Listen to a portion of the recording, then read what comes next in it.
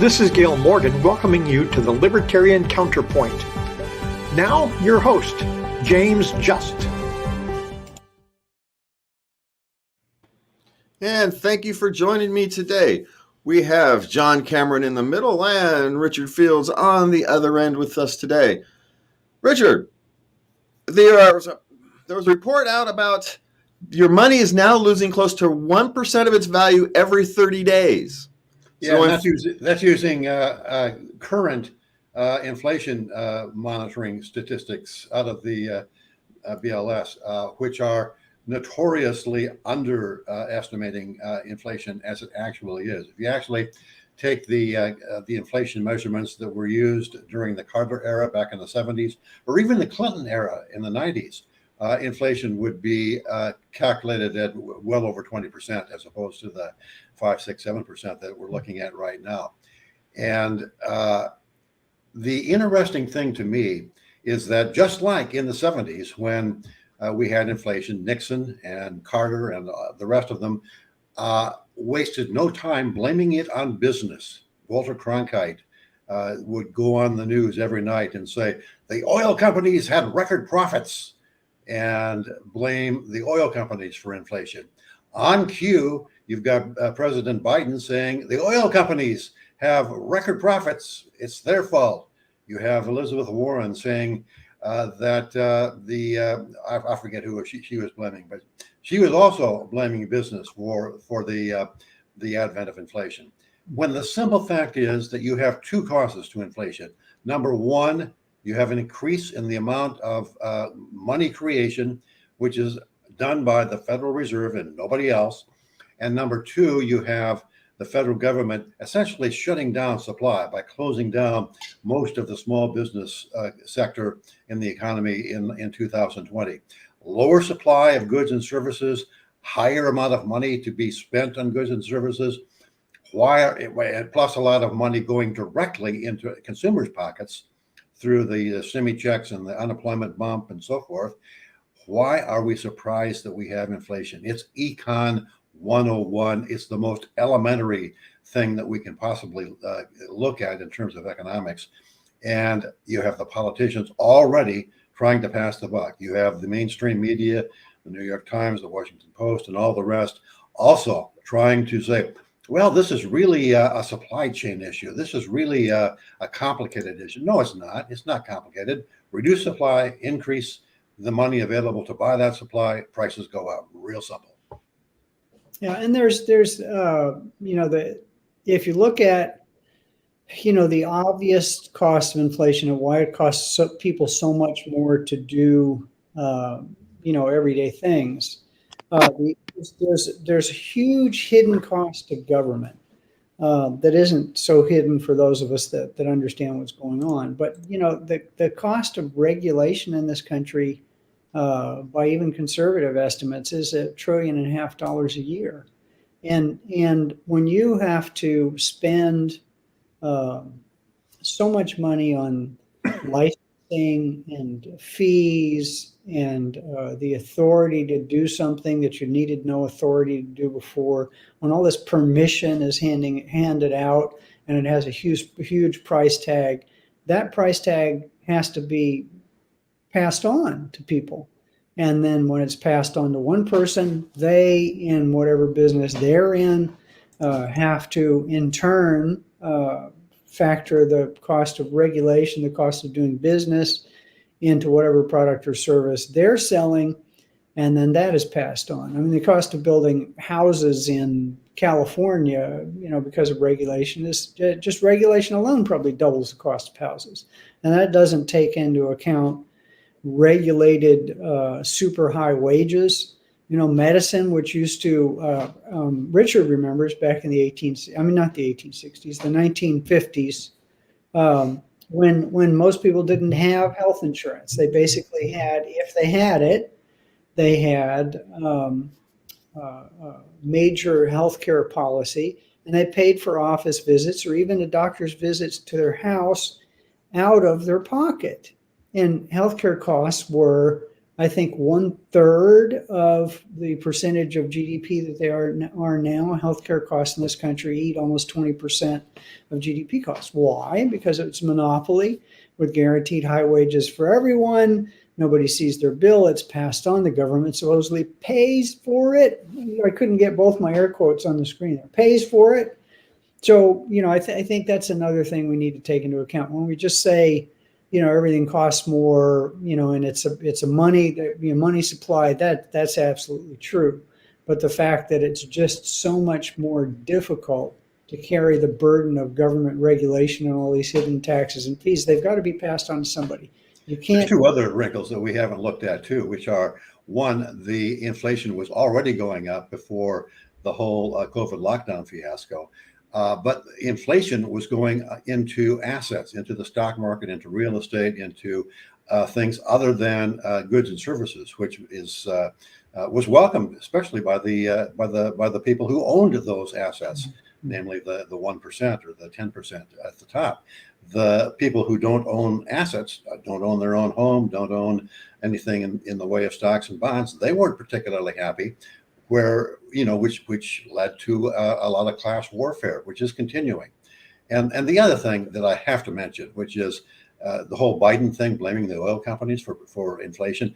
Biden's first act upon taking over the White House was to shut down the pipelines, and purposefully trying to decrease the supply of oil because that's green or something. And then, and his lame solution is to release oil from the strategic oil reserve, which is supposed to be there in time of, war or national emergency.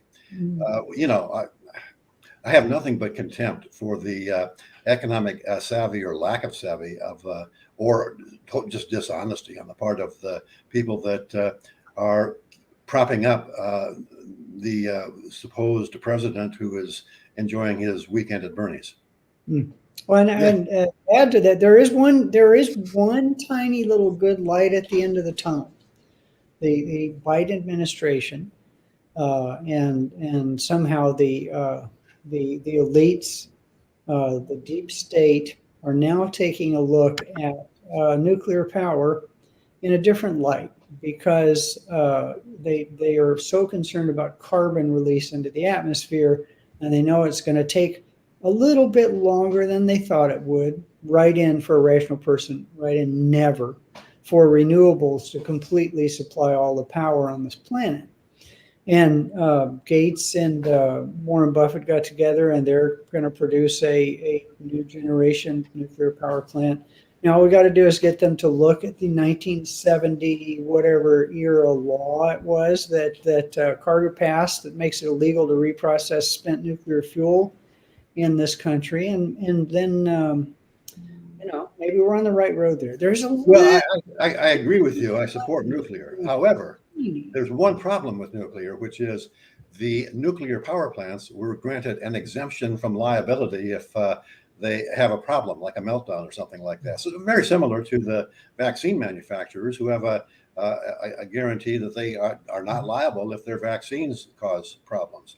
I'm fully in support of nuclear power, but let the people who produce the nuclear power have full legal liability if something goes awry. Well, I absolutely agree with that. And then, if it was take that one step further, and let's have elected political officials have full legal liability when their programs go awry. Well, let's talk about programs going awry. We're going to move on here, John. But we're talking about programs running awry. The California's legal weed industry can't compete because they've regulated it into uncompetitiveness. And if you can still go on those, if you can still buy it from the local drug dealer, why would you go and pay more for less quality and less service at the store?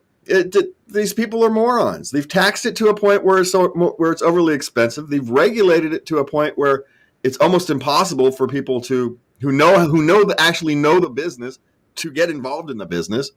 And if you have a criminal background record, like say for selling drugs, you can't actually open the business. And so, no kidding that a legal business can't compete. It's hilarious. And what's happening, On the other hand, that they don't talk about is the fact that there's overproduction. There is way more weed being produced on all the legal plots that they've granted, and a bunch more they won't grant, than consumers will consume through the licensed dispensaries or whatever they're calling them. And there are, like, what is it, in San Diego, with all the bajillions of people they got 19 pot shops. I mean, Sacramento has a lot, but I know an awful lot of people who are still growing their own, which is completely legal, and about 1/20th the cost of buying it in a licensed and regulated store. And Well, it's not completely illegal to grow your own, but no, there's completely. I mean, there's legal regulations to for that as grow well. your own if you're not selling it. I mean, you can grow, I think, 5 or 6 plants or whatever, which for personal consumption, if you show me someone that can consume that much, because under grow lights and everything, you've got at least 3 growing cycles a year for pot. I think it's every 90 days now. What is that, 4? Yeah, I mean, just one pot plant. If you can show me an individual that can consume all of that in a year, well, let's say 2. I bow to them for their ability to get that high, and actually get out of their house ever. So, Well, you met Snoop Dogg, right? You've seen Snoop Dogg. Yeah, I'm sure one plant's not enough.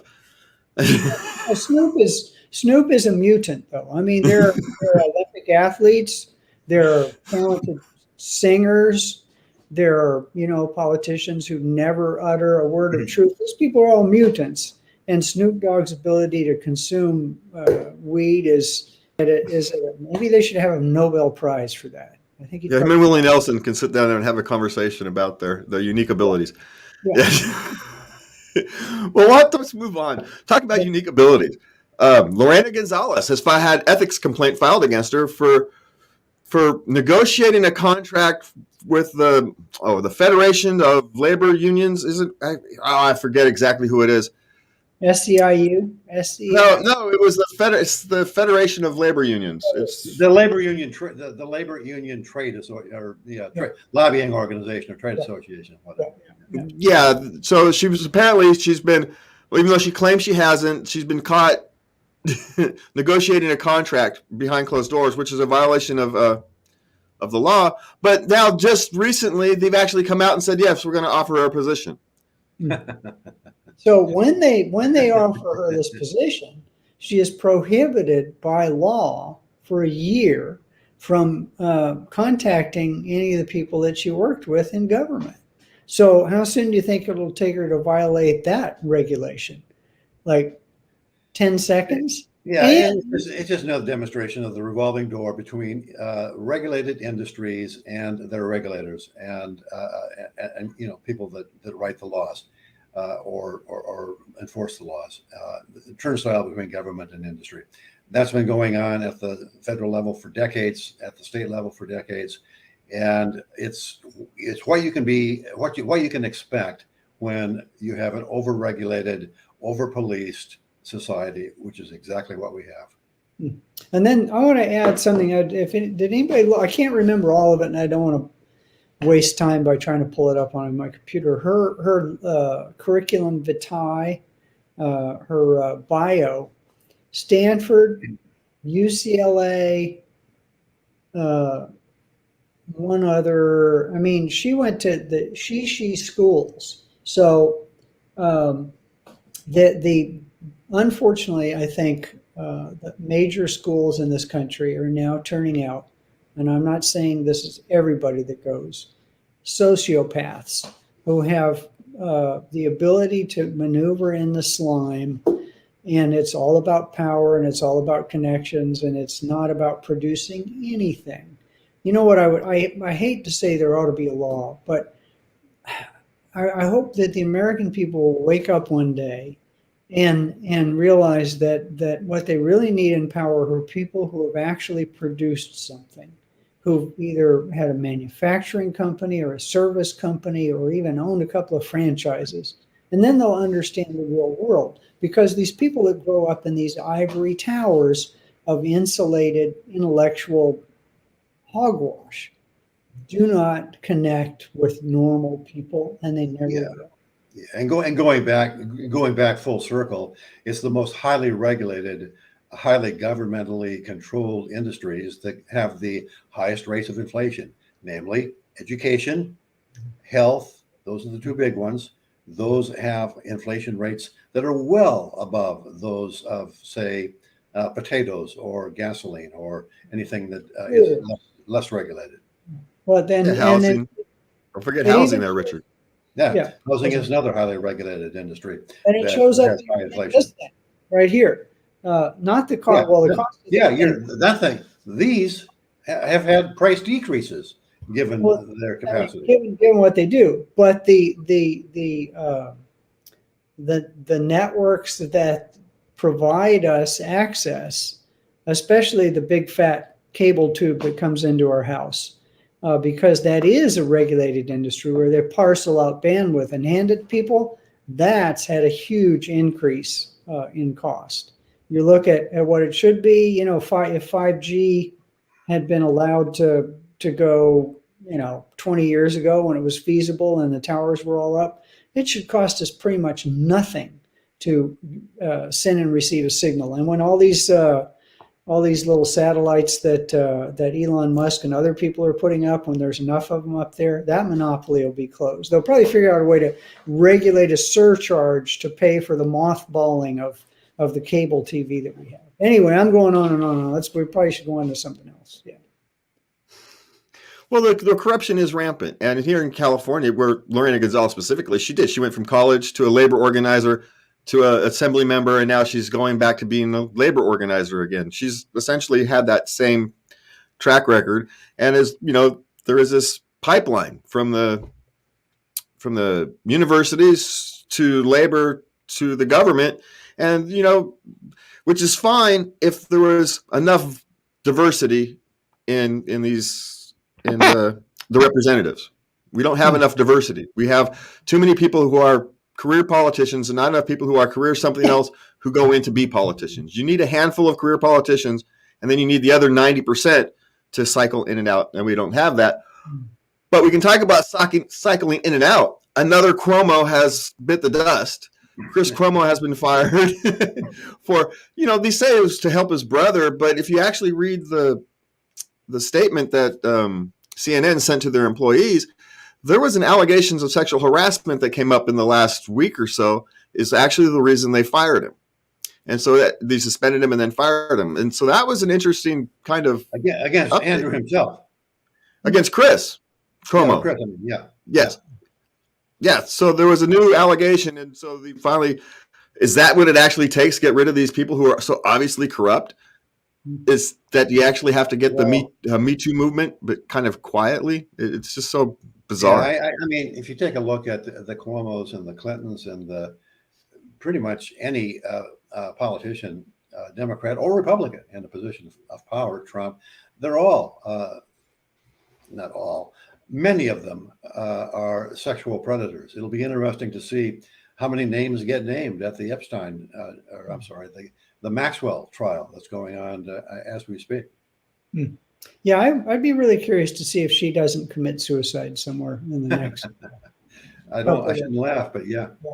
No, it's a horrible thing. But she was basically a procurer, and there's, at least based upon all the hearsay evidence I'm seeing, I hate to label anybody anything based upon what I read in the press, because the press told us that our previous president colluded with the Russians to try to fix the election, and that was all just made up out of whole cloth. So I mean, I don't think this is, but some of the things that they're repeating, even in the Clinton News Network and MSNBC and all the rest of that, is how many trips old Wild Bill Sow Your Oats Clinton took on that airplane? 26 that they know of. So yeah, and Epstein visited the White House 17 times. I mean, I think I'm not sure which president, but he was a regular. Probably slept in the Lincoln bedroom and who knows what else.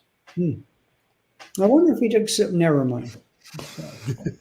Well, it's a messy business, is politics, where the power corrupts, Sorry. But it also attracts people who are corruptible, right? It's not just that power corrupts. People who are corruptible are attracted to places where there is power.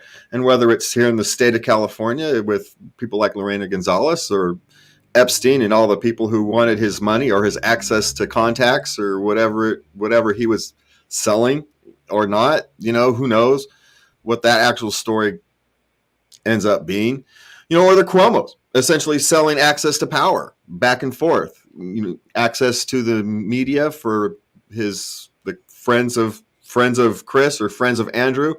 We saw during the course of the pandemic where Andrew Cuomo was essentially given a free pass, softball questions, didn't have, his brother covered for his butt over the nursing home deaths that essentially no one wants to talk about, the 40,000 nursing home deaths that no one wants to talk about. And, I'm one of these things, it's early enough where you could kind of excuse it, but I think we've, as a mistake, is an honest mistake, but I don't think we can excuse that now. Everything now is in question about what those brothers and CNN and the politics out of everywhere. I mean, how can anything be trusted right now? How can anything? Well, and that's a healthy thing. I mean, the less trust we have for government, the more will, as citizens, be willing to stand up for our rights, willing to say, no, I'm not going to obey that silly mandate, that dumb rule. The fact that more people are obviously buying marijuana on the black market than from the legally sanctioned, essentially government monopoly stores, the better. Competition is a good thing. The more people that say, you know what, I think I'm going to take my chances when it comes to my health in regard to the various mandates that are being handed down, the more people that do that, the better. We're seeing massive street protests in places like Melbourne, Australia, in Austria, and really throughout Europe. Those are the kind of things that say, you know what, government, you've been lying to us for so long about so many different things.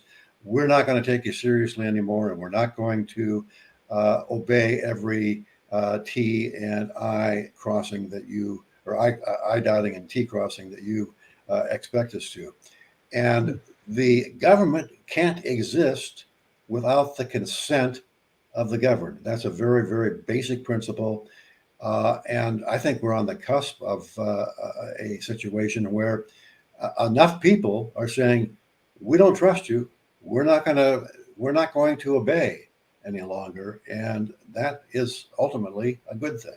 It'll lead to less government and or better government in the future. And I look forward to that. I agree. And I want to add something about the whole corruption thing. When it is very hard to compete in an unfettered marketplace to provide the best car care, the best groceries, or the best service, or the best haircut, or all the rest of that. That's the jungle out there. It is much easier in this overregulated world that we live in.